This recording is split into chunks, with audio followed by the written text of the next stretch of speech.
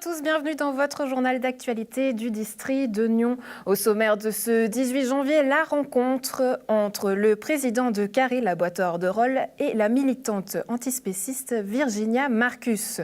On s'intéressera également aux 20 ans de l'association Projet et aux assises européennes de l'énergie.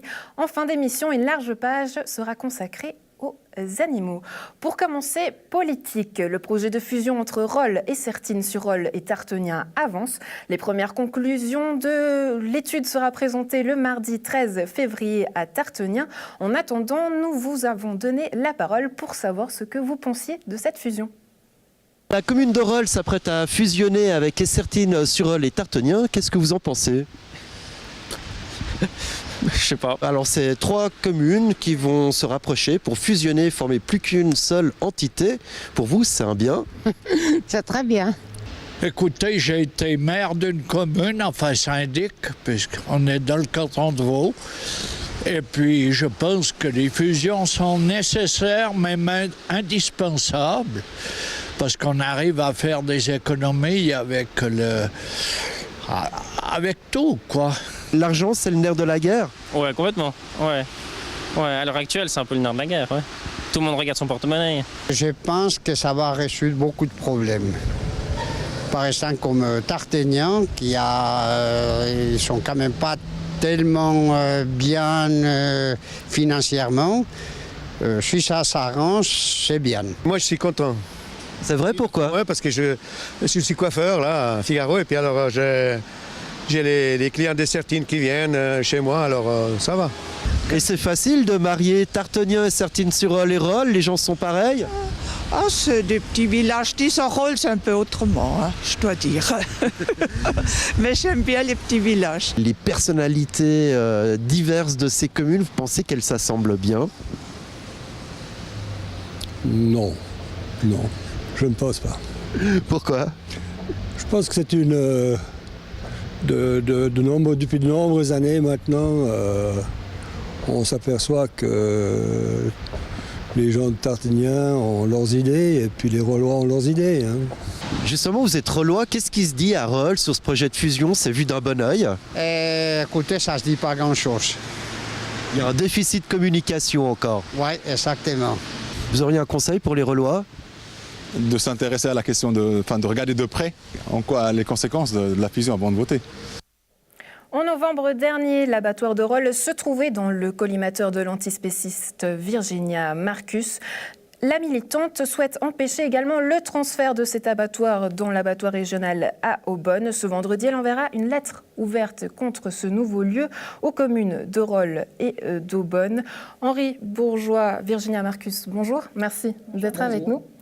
Henri Bourgeois, j'aimerais commencer cette discussion avec vous, vu que vous êtes le président de Carré Laboratoire à Rolle. J'aimerais savoir, depuis les images qui ont été tournées par Virginia Marcus, quelles ont été les mesures qui ont été prises ? Bien, tout d'abord, au visionnement de ces images, le service vétérinaire cantonal a pris une mesure de fermeture provisoire de l'abattoir durant 3 semaines.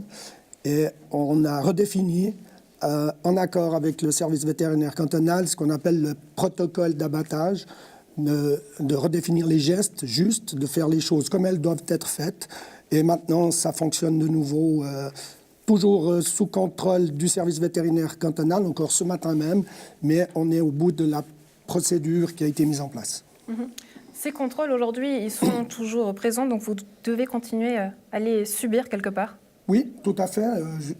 On a pu travailler les 2 dernières semaines sans contrôle. Il y en a de nouveau eu un ce matin, mais on est totalement sur la bonne voie, donc à satisfaction maintenant du service vétérinaire.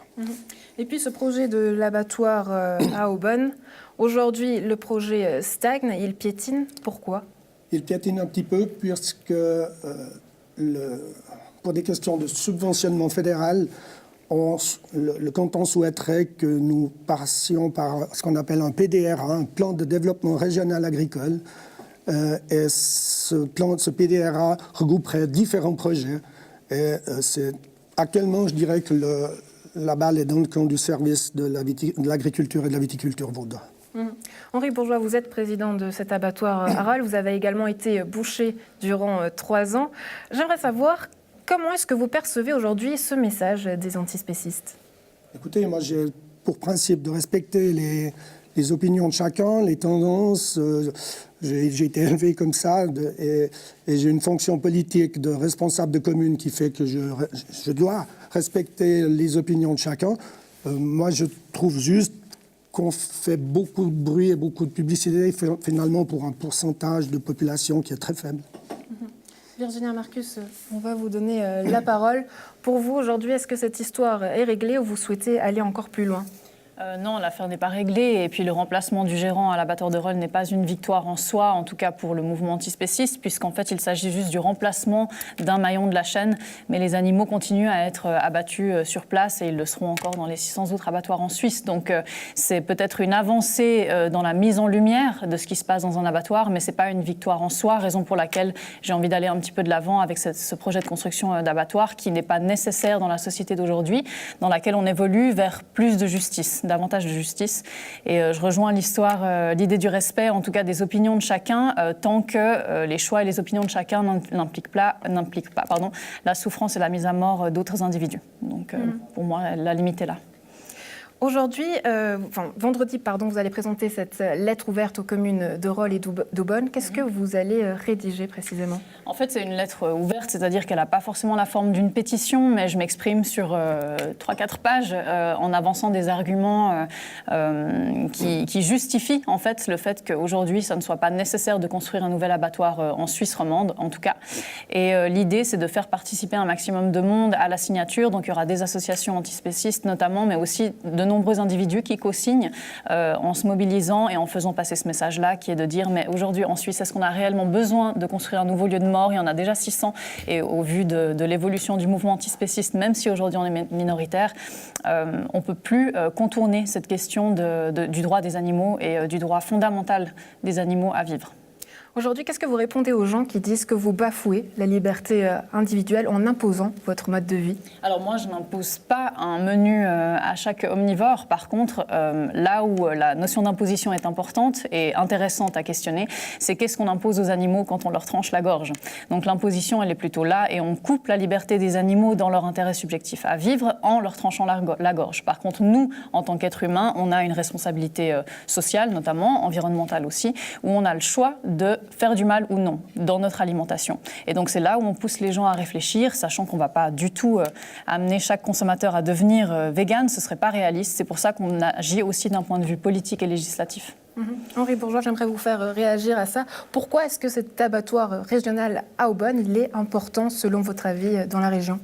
Écoutez, de plus en plus, le consommateur recherche de la traçabilité, de la proximité. On est quand même une zone avec le Pied du Jura qui est chargée en bétail et ça permet oui, l'abattoir permet un circuit court parce que maintenant on voit que par exemple pour ce qui est de la Maison Belle, toutes les bêtes vaudoises vont aller à l'abattoir à Unzingen. Est-ce que c'est ce qu'on recherche au niveau du déplacement des animaux? Est-ce que c'est ce qu'on veut au niveau confort? Je ne sais pas, mais nous, on prône cet abattoir dans la région pour une question de circuit court. Virginia Marcus, plus long. Alors moi, je peux comprendre l'argument du circuit court et c'est pour ça que nous, on pousse le bouchon un tout petit peu plus loin encore. La question fondamentale, c'est de se dire, est-ce qu'on a encore besoin de tuer des animaux aujourd'hui ? Donc qu'il s'agisse d'un abattoir industriel ou local, au final, c'est la question fondamentale qui doit... Des gens en mangent, on en a besoin. C'est malheureux, oui, pour l'instant, mais c'est quelque chose qui va changer prochainement. Donc autant tout de suite, comment je pourrais dire ça, faire avancer les choses sur tous les fronts, donc autant la filière industrielle que la filière traditionnelle, d'autant plus que l'abattoir de Rolle, par exemple, était un abattoir de proximité qui inspirait confiance aux gens, et on s'est rendu compte qu'il y avait un certain nombre de dysfonctionnements sur place, et sur les vidéos, on n'en voit qu'une petite partie, les médias ont relié une petite partie des dysfonctionnements, mais il y en avait bien d'autres encore, et vous en êtes au courant. Donc l'argument de l'abattoir local qui rassure le consommateur, je veux bien l'entendre, mais c'est vraiment un leurre par rapport à ce qu'on fait subir aux animaux. Ça, c'est ça. Par rapport à cette proximité, Henri Bourgeois, cet abattoir, il fait vivre l'économie locale, régionale, et des gens font aussi appel à vous, autres que des structures d'alimentation. Comment ça se passe concrètement ? Écoutez, l'abattoir offre un service, donc un service pour des bouchers, pour beaucoup maintenant d'agriculteurs en vente directe. Nous, on ne fait pas de commerce proprement dit, on fait uniquement un service. Combien d'animaux sont abattus par année? Si mes souvenirs sont bons, c'est de l'ordre de 1600 têtes annuelles, toutes catégories confondues. Virginia Marcus, aujourd'hui, quelles seraient vos solutions? Alors, il y a des perspectives de reconversion professionnelle qui pourraient être discutées dans le cadre de l'agriculture. Il y a déjà de nombreux agriculteurs qui ont fait ce choix-là parce que notamment avec la filière laitière, ils ne survivent pas. Donc à l'État de Vaud, j'ai eu la chance de rencontrer Samuel Forestier qui me disait qu'il y avait déjà de nombreux agriculteurs qui faisaient ce choix-là parce qu'ils n'avaient plus tellement d'autres opportunités professionnelles dans le cadre du lait notamment. Donc en fait, l'idée, c'est de proposer des solutions de reconversion. Ça peut être de la filière céréalière, végétale, permaculture ou autre. Et pourquoi pas aussi proposer des fermes éducatives. Il y en a certains déjà qui le font. Malheureusement, les animaux finissent quand même à l'abattoir. Donc l'idée, ce serait de profiter de cet événement et de ces événements qui sont liés au mouvement antispéciste pour proposer des solutions d'avenir viables et durables aussi pour les agriculteurs. Donc moi, je ne suis pas du tout dans un discours, et à aucun moment je l'ai été, je ne suis pas dans un discours de guerre, absolument pas. Mon propos, c'est de dire que si on veut avancer vers plus de justice et de viabilité pour tous les êtres sentients, donc ceux qui ressentent la douleur et la souffrance, eh ben, on doit aussi prendre en considération les intérêts des animaux aujourd'hui avec les connaissances scientifiques qu'on a. Donc l'idée, c'est pas de faire couler les éleveurs, c'est de leur proposer des solutions de reconversion. Et il y a d'ailleurs de jeunes générations, par exemple des fils d'éleveurs, qui ont décidé de ne pas reprendre l'exploitation des parents parce que c'était plus viable. Donc on est déjà dans cette phase de transition et le mouvement antispéciste permet d'avancer ou de faire accélérer peut-être cette transition-là. Et puis on est tout à fait ouvert à la discussion. Vraiment, moi j'ai absolument rien contre les individus en tant que tels, raison pour laquelle j'ai vraiment anonymisé l'abattoir de Rolle jusqu'à maintenant. Et c'est les médias finalement qui l'ont relayé et vous-même. Donc moi, mon but, c'était absolument pas de stigmatiser cet abattoir ou ce gérant en particulier. Bien au contraire, j'ai même dit que j'avais beaucoup de compassion pour lui parce qu'il a été puni comme étant le seul responsable alors que c'est pas le cas. Donc c'était pas un but en soi. Le but, c'est de pousser la réflexion un peu plus loin maintenant. Henri Bourgeois, est-ce que vous seriez prêt justement à pousser cette réflexion plus loin et à peut-être chercher une discussion? Est-ce que vous trouvez que cette discussion, elle est possible aujourd'hui? Alors là, c'est un vaste sujet. Vous me prenez un petit peu de cours, je dois vous avouer. En tant que responsable d'un abattoir, je vois mal quelle reconversion je peux apporter. Après, c'est un vaste sujet qui mérite... En tout cas, vous n'y croyez pas, vous, à la fin de ce métier? Non. Je crois que de tout temps, l'homme a consommé de la viande animale, comme l'oiseau mange des mouches, comme le chat mange des souris. Voilà, c'est quelque chose qui est, à mon avis, naturel. Même si ce n'est pas ce que pense Mme Marcus, c'est naturel. Et tant que l'homme mangera de la viande, il y aura bien quelqu'un qui devra faire le travail. Oui, on se rejoint et c'est pour ça qu'on doit à la fois sensibiliser le consommateur et agir d'un point de vue politique aussi pour arriver à des perspectives qui soient viables. Mais de nouveau, mon argument, c'est que la tradition ne justifie plus le meurtre parce qu'autrement, on justifierait encore le fait de battre des femmes et de violer des enfants dans certaines cultures. Et c'est pas audible, en fait. Aujourd'hui, c'est plus audible de dire qu'on doit tuer des animaux parce qu'on l'a toujours fait. Si on peut vivre en très bonne santé en mangeant végétal, bio et local, par exemple. Donc, c'est tout à fait viable. On ne vous aura donc pas mis d'accord, Virginia Marcus, Henri Bourgeois. En discuter avec plaisir. Voilà, l'appel est lancé. Merci en tout cas d'être venu sur ce plateau pour nous faire part de vos actualités. Et puis, bonne suite à vous. Merci. À vous. Merci. Projet Fête, c'est 20 ans ce vendredi 19 janvier. L'association qui œuvre pour l'insertion professionnelle des jeunes visant la formation et le retour à l'emploi fera la fête ce vendredi et nous les avons rencontrés. Ça représente 20 ans d'insertion professionnelle sur la côte pour plein de jeunes qui recherchent un apprentissage et plein d'adultes qui cherchent un emploi. Donc vraiment, on est très très heureux de fêter cet événement avec tous les collaborateurs de projet cette année. On a 3 mesures jeunes qui encadrent justement des jeunes à la recherche d'un apprentissage. Donc une mesure financée par le service de l'emploi qui s'appelle le CEMO, une autre mesure qui est financée par l'aide sociale qui s'appelle Starter et une 3e mesure qui s'appelle Coaching Ado qui est financée par le SPJ, qui est le service de protection de la jeunesse. Voilà. Et puis à côté de ces 3 mesures jeunes, on a une mesure adulte qui est consacrée à l'insertion des adultes au chômage, donc dans l'économie libre, voilà, qui sont des mesures aussi sur 3 à 6 mois. On a un secteur menuiserie, un secteur mécanique. Dans le secteur mécanique, on a la mécanique auto, la mécanique vélo. On a aussi tout le réseau Publibike qui est affilié à cet atelier. On a un atelier secrétariat. Donc, tous ces secteurs font des travaux réels, donc qui sont vraiment en lien avec l'économie libre et qui sont en train de développer justement des productions qui sont ensuite faites pour des clients externes. Alors écoutez, le budget il varie, toujours un peu selon les montants, selon les occupations qu'on a, mais on peut dire que c'est toujours entre 3 et 4 millions. On a un très très bon taux de placement, donc un 70% de taux de placement en tout cas pour la plupart de nos jeunes, donc notamment pour les jeunes qui viennent au CEMO. Et puis après on a un très bon taux de placement pour les jeunes qui sont aussi soutenus par l'aide sociale à la recherche d'un emploi ou d'un apprentissage, aussi à 70%. Ils viennent 3 mois au minimum en général. Pour les jeunes qui sont à l'aide sociale, pour rester 1 année. Pour ceux qui sont au CEMO, ils restent 6 mois, mais c'est 6 mois renouvelables. Donc dans le cas où ils ont besoin d'un suivi plus important, on le fait. Et puis pour les autres jeunes, ils bénéficient de la mesure aussi 1 année. Pour ceux qui sont chez Coaching Ado. Donc ce sont des jeunes du SPJ que nous accueillons et qui sont du coup aussi suivis au long cours. Les Assises européennes de la transition énergétique s'apprêtent à vivre leur 19e édition du 30 janvier au 1er février à Palexpo. Une série d'animations régionales auront lieu tout au long du 26 janvier au 28 février sur le district de Nyon.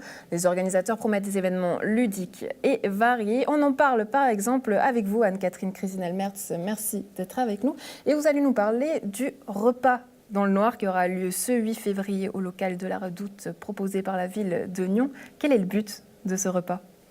Alors l'idée, effectivement, c'est de s'inscrire dans ces assises de la transition énergétique et puis de proposer, donc il y a un festival IN qui est destiné aux professionnels qui a lieu à Genève, mais de proposer aussi à la population de se questionner sur cette question de la transition de manière ludique, de manière un peu décalée et différente. Et dans ce cadre-là, on a réfléchi en fait à ce qu'on pouvait proposer aussi en lien avec les quartiers. Parce que ça fait plusieurs années à Nyon qu'on essaye de faire vivre les quartiers différemment en proposant des activités artistiques directement là où les gens habitent plutôt que toujours au centre-ville. On avait fait une année le Streetlight Orchestra qui était des lampadaires lumineux où il y avait de la musique classique à la Levrate, une fois un rodéo urbain. Et cette année, en fait, on s'est inscrit dans ces assises de la transition énergétique avec ce repas dans le noir qui aura lieu dans le local du quartier de la Redoute. L'idée, là, c'est que les gens vont se retrouver à consommer un repas qui sera local, de proximité directement dans le noir pour vivre cette expérience de qu'est-ce que c'est que la lumière et qu'est-ce qu'elle nous apporte. Et puis on sait par ailleurs que quand on mange en n'ayant pas le sens de la vue, on apprécie le repas complètement différemment et c'est aussi c'était l'idée donc de réfléchir de manière un peu décalée et différente sur cette problématique. On verra tout à l'heure un autre exemple avec la visite d'une steppe. À votre avis, pourquoi est-ce que ce genre d'événement il aide à sensibiliser justement les gens à la cause de l'énergie ? Alors, la proposition qui est faite, c'est justement de réfléchir, mais tout en étant dans quelque chose de ludique et de convivial, pour ne pas être dans un discours moralisateur, mais plutôt permettre aux gens, en vivant une expérience, de se rendre compte, là en l'occurrence, de qu'est-ce que ça apporte, l'électricité et la lumière. Vous êtes également en charge de la cohésion sociale à Nyon. J'aimerais revenir sur un événement d'actualité, la soupe populaire proposée par Amanda Schwander. Quelles sont les dernières nouvelles ? Oui, alors j'ai eu un contact avec elle encore aujourd'hui. Donc elle va commencer demain. D'abord de manière mobile pour mieux se faire connaître, surtout les bénévoles, puisque elle connaît les personnes concernées. Et puis dès la semaine prochaine, elle devrait s'installer donc derrière la gare de la ville de Nyon avec une table et quelque chose de plus installé. Mais elle préfère commencer en se déplaçant pour aller à la rencontre des gens. Donc ce mouvement citoyen va démarrer comme prévu. On va parler de la CITC. Est-ce que vous y êtes déjà allé ? J'ai pas compris. On va parler de la CITC. C'est un événement qui aura lieu également dans ce cadre de l'énergie. D'accord. Est-ce que vous y êtes déjà allé ? Non, je connais pas cet endroit. Et bien justement, je vous propose de le découvrir avec Florian Cavalieri. Stéphane Brugelsmann, bonjour. Bonjour. Vous êtes le directeur des SITSE, les services industriels de Terre Sainte, et c'est vous qui gérez cette STEP. Alors qu'est-ce que c'est qu'une STEP ? Alors, une STEP, c'est une station d'épuration, donc comme son nom l'indique, elle permet d'épurer les eaux usées de toute la région de Terre Sainte, donc les 9 communes de Terre Sainte, plus 2 communes voisines. Donc, il s'agit de la commune de Laripe et de Crassier. Et on a en plus de ça la commune de Céligny qui s'est branchée sur notre réseau d'épuration. Alors l'eau, c'est un des enjeux de ce siècle. Votre travail, finalement, c'est de transformer les eaux usées en eau claire, en eau consommable.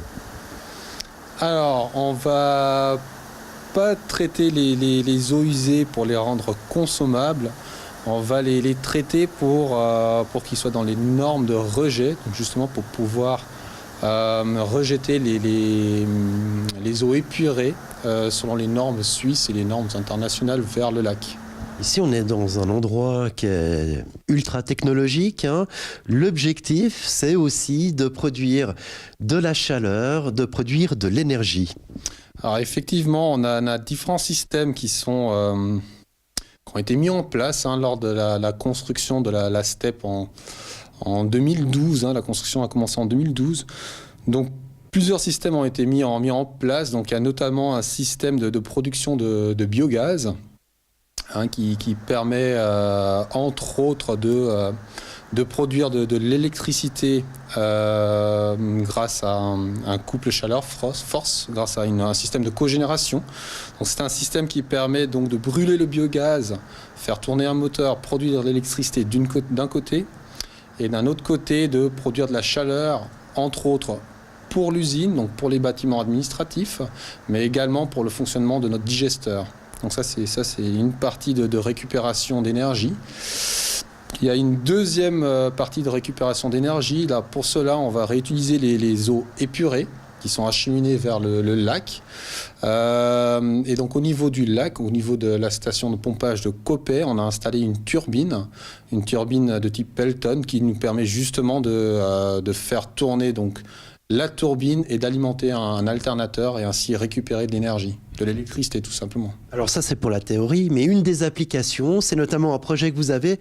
Le premier coup de pioche sera donné cette année encore, en 2018. Le but, chauffer les Rejalais, le collège des Rejalais. Ah, tout à fait, on a le projet qui est en cours de finalisation pour commencer justement la partie chauffage du collège des Rejalais. Alors l'idée est de récupérer la chaleur des eaux usées épurées, donc qui sont à une température au-delà de 10 degrés, et d'alimenter une pompe à chaleur, justement, qui nous permettra de chauffer le collège. Et vous faites partie de ces fameuses 80 animations qui prendront place dans le cadre du OFF, des Assises de la transition énergétique. Le public est invité le samedi 3 février prochain à venir visiter ces installations. Alors effectivement, donc le samedi 3 février, les gens sont invités à venir visiter nos installations donc de 9h à midi. Il va y avoir plusieurs groupes qui vont être constitués et on va justement visiter nos installations techniques et essayer d'expliquer au mieux le fonctionnement de la station d'épuration et nos systèmes de revalorisation d'énergie. Stéphane Brugelsmann, merci beaucoup de nous avoir ouvert les portes de cet endroit. Et je rappelle donc, cette visite aura lieu le samedi 3 février prochain, de 9h à midi.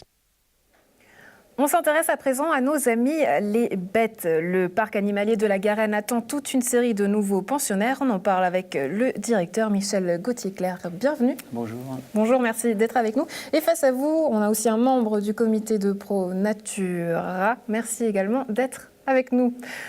On va commencer avec vous, Michel Gauthier-Clerc. Qui seront ces nouveaux pensionnaires au parc de la Garenne ? Donc, dès le mois d'avril, on va accueillir des loutres. Donc là, le chantier est encore en cours, mais tout va être prêt en fait pour les vacances de Pâques. Et puis là, on a eu des nouveaux mécènes qui ont accepté de financer l'accueil du cerf et l'AF, et puis des chats forestiers, les gens appellent aussi chats sauvages, quoi. Donc ça, c'est quelque chose qui sera plutôt pour l'automne 2018. Comment est-ce qu'on explique l'arrivée de ces animaux ? Peut-être même dans notre région avec le chat sylvestre, vous en avez parlé. Oui, alors nous on les accueille pour pouvoir parler d'eux et pouvoir parler des habitats. Par exemple, les loutres, on veut l'utiliser. Alors, les gens aiment bien voir les loutres, mais c'est aussi pour pouvoir parler de thématiques beaucoup plus larges qui sont la qualité de l'eau, les poissons dans les rivières, la restauration des rivières. Donc nous, c'est toujours un prétexte pour parler d'autres sujets.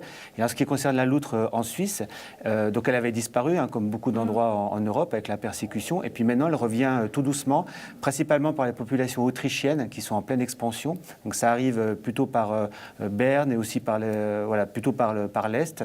Et puis actuellement, il y a déjà les premiers indices dans le canton de Genève. Donc elle revient aussi par les populations françaises, par la vallée du Rhône. Et donc nous, voilà, on veut anticiper aussi. C'est une espèce qui va, ça vient doucement, mais qui va progresser et qui va reconquérir, on espère, petit à petit la Suisse romande. Est-ce que cette cohabitation aujourd'hui avec l'être humain, elle est possible dans le cadre actuel des choses? Alors, je ne vais pas dire elle doit être possible, mais il faut qu'elle soit possible. C'est-à-dire c'est le retour d'espèces. Si vous voulez, on est passé par un point zéro qui était à la fin du 19e et début du 20e siècle, où je dis nous, enfin voilà, les humains, ou voilà, les grands-parents, les arrière-grands-parents quand même avaient un petit peu tout exterminé, notamment, on n'avait plus de castors, on n'avait plus de loutres. Le cerf aussi avait disparu de Suisse, il faut le savoir. Donc on n'avait quasiment plus rien. Là, on ne fait que retrouver, si vous voulez, quelque chose qui était encore présent, voilà, 17e, 18e siècle. Le problème maintenant, je dirais que ces espèces reviennent dans un environnement qui est très urbanisé ou très anthropisé, et maintenant, il faut arriver à concilier avec les activités. Voilà. Donc le cerf, évidemment, les forestiers ne sont pas toujours très contents. La loutre, les pêcheurs ne sont pas très contents. Le loup, les éleveurs. Voilà. Donc il faut arriver à concilier. Il ne faut pas nier les problèmes, mais il faut qu'on arrive à concilier tout ça. Et cette reproduction n'est pas facile. Vous avez le cas d'ailleurs au zoo avec le gypaète Hélios, je prononce juste. Oui.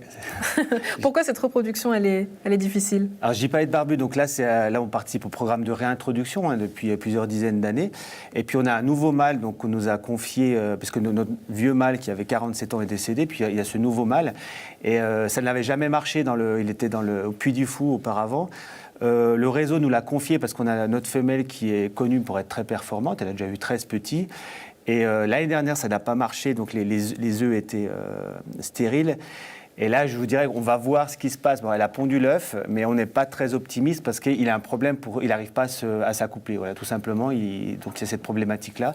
Donc le réseau veut qu'on essaye encore avec ce mâle-là, et puis si ça ne marche pas, ils essaieront de nous confier à ce moment-là un autre mâle, quoi. Parce qu'ils ont besoin de beaucoup de poussins, en fait, parce que le programme de réintroduction, maintenant, se fait en Espagne. Ils veulent aussi aller vers les Balkans. On va parler d'un autre animal avec vous, Florian Meyer, et c'est l'hermine, puisqu'elle a été élue animal de l'année 2018 par ProNatura. Pourquoi ?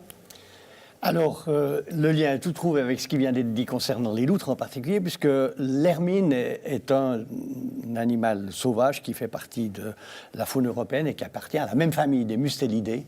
Et s'il a été choisi, c'est qu'il a évidemment une biologie très différente de celle de la loutre. Il y a plusieurs mustélidés qui vivent près de chez nous. Vous savez, on dit souvent ils voient des belettes, les gens qui sont un peu...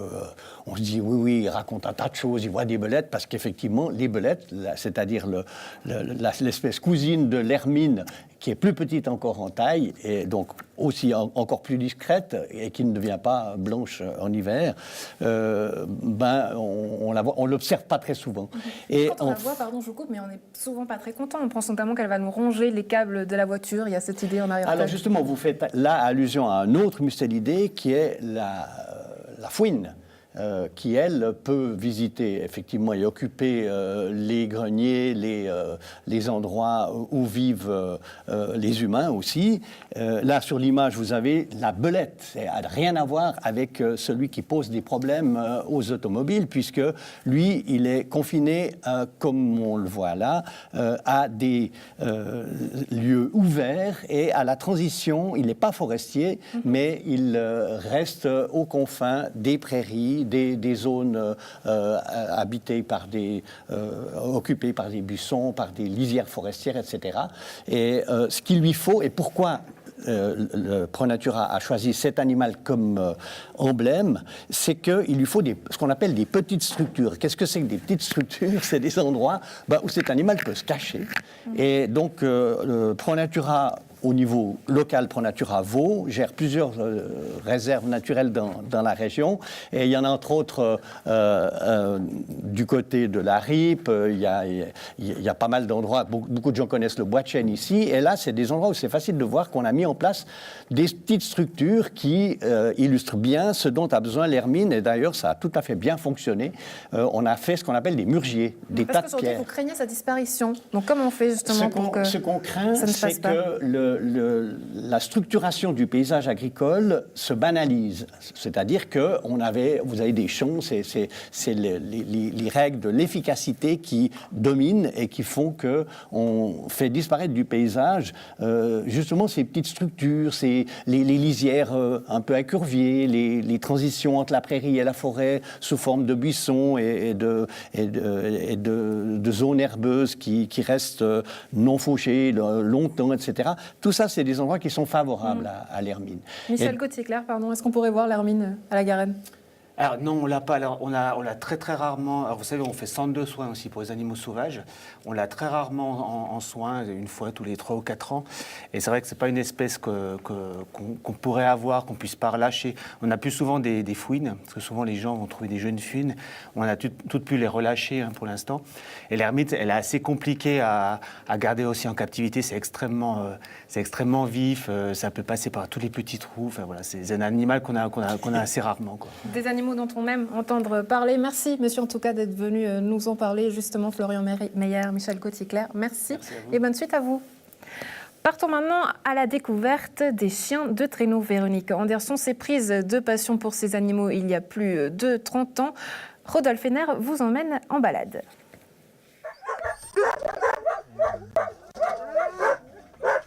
Alors c'est un peu les hasards de la vie qui m'ont amené à avoir des chiens de traîneau. C'était pas du tout prévu au départ. Mon rêve d'enfant, c'était un chien d'avalanche.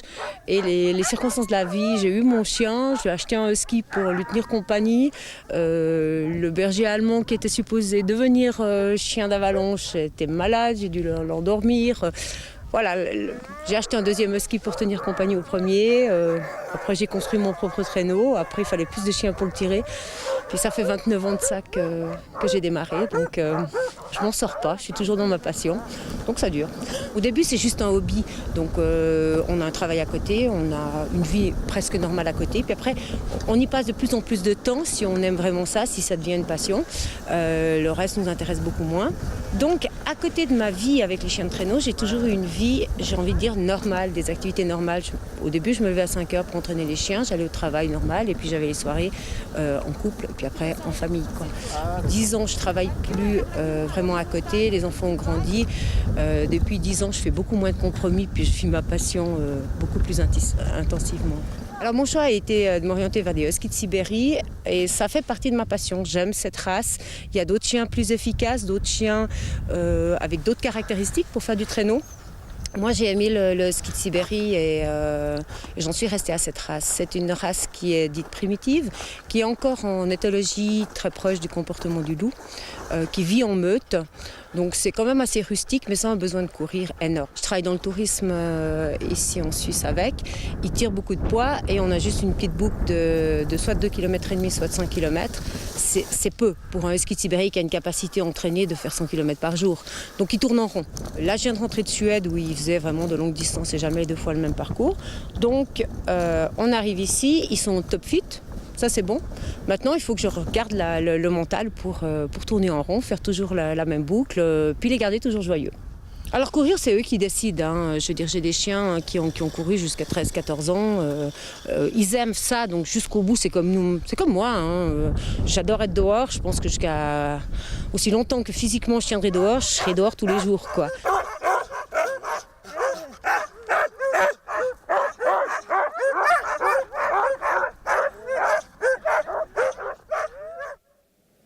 En pleine campagne pour et contre Nobilac, savez-vous distinguer les bonnes informations justes, vraies et indépendantes des fake news? C'est ce qu'a testé Nono. Ce Nyonnais de 36 ans a fait croire à ses proches qu'il était devenu riche. Il en fera d'ailleurs un rap en musique. Toute l'histoire au micro de Florian Cavalieri. L'objectif, c'était quoi? L'objectif, en fait, c'était de faire croire à toutes ces personnes qui regardent la télé, qui regardent les journaux, qui qui voit tout le monde aujourd'hui se créer une vie comme je l'ai fait et y croire jusqu'au bout, alors qu'en fait tout est faux. Moi c'était tout faux. Vous avez tout monté sur la base de 2 photos. Voilà, la première photo c'était comme quoi je me suis acheté une Audemars Piguet, une montre à 50 000 francs, qui n'était pas à moi, c'était un collègue. Je me suis aussi inventé une Porsche Cayenne, qui n'était pas à moi, qui était à un collègue. Moi je roule en trottinette en fait. Et ce buzz aurait pu aller encore plus loin. Vous aviez prévu d'autres actions, mais les journalistes d'un titre ami vous ont démasqué. Voilà, ils m'ont contacté. Moi, je leur ai expliqué en fait que je voulais aller plus loin, je voulais faire d'autres achats plus gros encore. Mais ils m'ont dit voilà, c'est frais, autant le poser maintenant. Et j'ai dit ok, on y va, c'est parti. Quelques jours après ce buzz, c'est quoi les enseignements que vous tirez de toute cette histoire? Alors, le truc, moi, c'est que je me suis inventé donc une vie de riche. C'était marrant, c'était un peu lourd à porter parce que c'était du faux. Mais j'espère juste qu'aujourd'hui, voilà, les gens ouvriront leur troisième œil et regardent et savent lire aussi à travers les lignes, à travers tout ce qu'on leur montre, parce qu'il y a beaucoup de fake news, comme on dit. Vous préférez votre vie comme vous êtes ou votre vie de millionnaire? Oh, moi, je suis bien à Nyon, c'est cool, Nyon. Ça change peut-être de Monaco, à la base, je suis de Marseille, mais voilà, là, je suis bien. Je préfère ma vie ici. On se réjouit de revoir vos prochains buzz, de voir votre clip vidéo. Merci de nous avoir accordé cette interview. Merci Florian. Voilà, et si vous souhaitez savoir toute l'histoire de Nono, n'hésitez pas à nous suivre sur notre page Facebook Nyon Région Télévision. C'est tout pour aujourd'hui. Merci d'avoir été avec nous. N'hésitez pas aussi à nous faire part de vos propositions de sujets à l'adresse suivante, rédaction sans accent @nrtv.ch. À la semaine prochaine, soyez sages.